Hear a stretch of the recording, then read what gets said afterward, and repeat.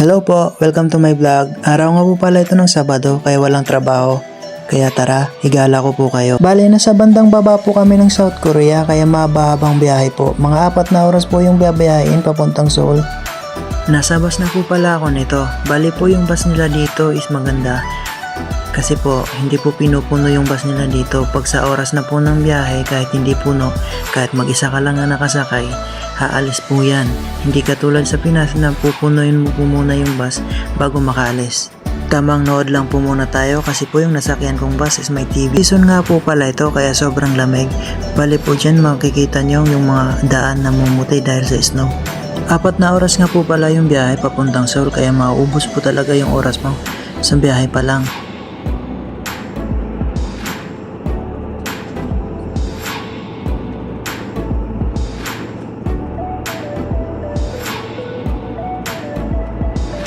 Napakaganda nga po pala ng mga tanawin dito sa Korea.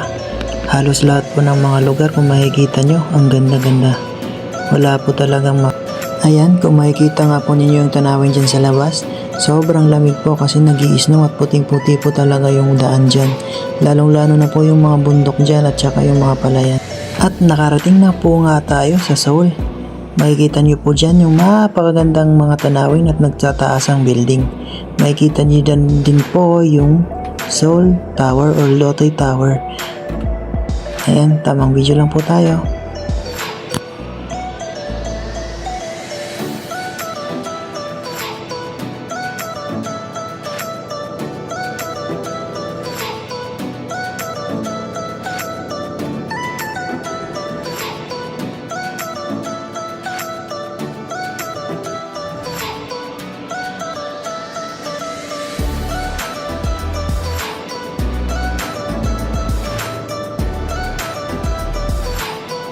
At yan po, at matatanaw na po natin yung Lotte Tower.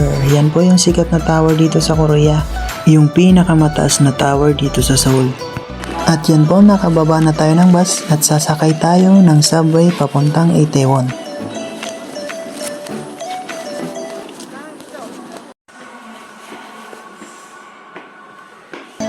Nakarating na po tayo ng Itaewon. Dito din po sa Itaewon, marami pong makikitang mga magandang pasyalan.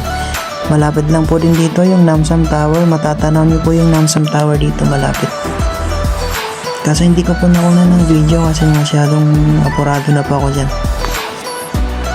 Dahan-dahan nga po pala ako sa paglalakad dyan kasi madulas yung kalsada.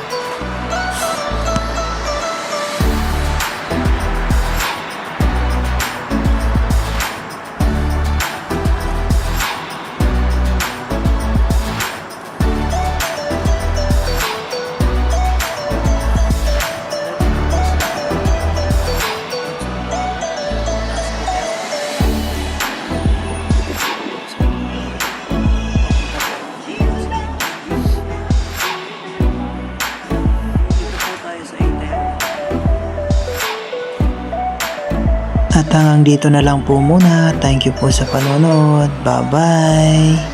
Thanks for watching.